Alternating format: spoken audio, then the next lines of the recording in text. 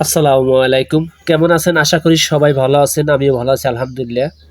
তো নতুন একটা ভিডিও আসলে আপনাদের মাঝে কিছু তথ্য দেওয়ার জন্য। যদি ভালো লাগে অবশ্যই চ্যানেলটা সাবস্ক্রাইব, একটি লাইক, একটি কমেন্ট করবেন। দেখেন অনেকেই চারা এনেছেন আমার কাছ থেকে।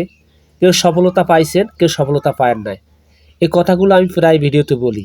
কারণ কি? তার উদাহরণ হলো এই একটা ক্ষেত দেখেন। উনি আমার কাছ থেকে চারা এনেছে। বয়স হইল ৭ মাস। ৭ মাস উনি লতি খাইছে ভালো। যেই গাছের গোড়ায় আপনার মাটি দেওয়া লাগবে আর গাছের গোড়ায় মাটি দেয় না, উনি গাছের ধারেই যায় না। তা আমি বললাম যে ভাই আপনি এই গাছের ধারে যে আসেন না বা এই গাছের গোড়া যে পরিষ্কার করেন না, দেখেন গাছ লাগাইছে ৭ মাস ৮ মাস খাইছে, খাওয়ার পরে আর গাছের খবর নেন। দেখেন গাছে যেরকম রোগ সেরকম গাছ কিন্তু আপনি হুইয়ে পড়ছে। এই দেখেন এই যে গাছের কাঠ বাইরেছে প্রায় ১ বিলাস্ত।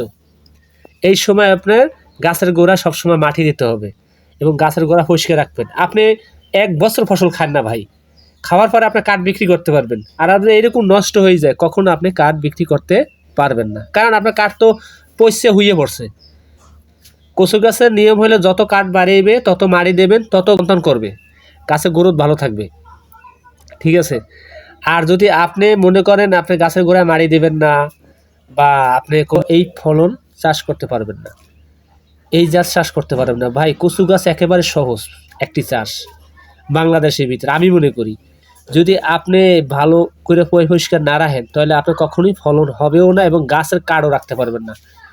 টোটাল এই যে ক্ষেতটা দেখেন নষ্ট হয়ে গেছে। এইটার উদ্দেশ্য হলে এই কারণে করছি ভিডিওটা যে আপনারা বোঝেন।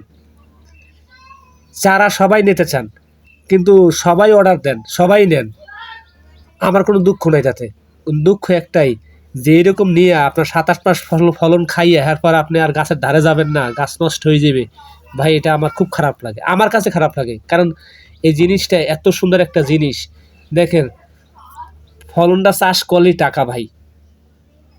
আপনার ছেলে মেয়ে যেই মানুষ করে না কেন সবাই বেইমানি করে, কিন্তু এই ফলনটা কখনো বেইমানি করে না, মাটিতে কখনো বেইমানি করে না ভাই। এটা বাস্তব কথা ভাই। আল্লাহর উপর যে ব্যক্তি ভরসা রাখবে আর যে ব্যক্তি সবসময় নামাজ কালাম পড়বে, সৎ কথা বলবে, হক জাকাত দিয়ে চলবে, সেই ব্যক্তি কখনো আমি মনে করি না খারাপ। আর আপনারা কি মনে করেন অবশ্যই কমেন্ট করে জানাবেন। আর এই ব্যক্তি যে ক্ষেতগুলা, এই ক্ষেতটা পুরো ক্ষেতটা নষ্ট করে ফেলাইছে, এ বিষয়ে আপনি কমেন্ট করবেন। আসলে এরকম যারা করতে চান বা করবেন আশা করছেন, তাহলে কখনো আপনারা এরকম চারা নেবেন না আর নিয়ে এরকম কখনো নষ্ট করবেন না। এটা আমার কাছে একটা আবদার আপনাদের কাছে। দেখেন কচু ক্ষেত এমন একটা জিনিস, ক্ষেতটা হইলে একেবারে সহজ সহজ একটা জিনিস, বুঝলেন। এখন এই জিনিসটারে আপনি ক্রিটিক্যাল যদি বানান তো করার কিছু নাই। দেখেন পুরা মানে ৭ মাস খাইছে, যেহেতু ১ বিলাস তো কাঠ বাইরেই গেছে অলরেডি, তারপর কোনো খবর নাই। কারণ চিন্তা করছে যে এখন আমার দরকার নেই, চালান চুতা সব উঠছে, এখন আমার এই পরিষ্কার না করলেও চলে, এইভাবে থাক। ভাই আপনি ৩ রকমের জিনিস বেচতে পারবেন। ১ নম্বরে লতি, ২ নম্বরে চারা, ৩ নম্বরে বছর শেষে কাঠ বিক্রি করতে পারবেন।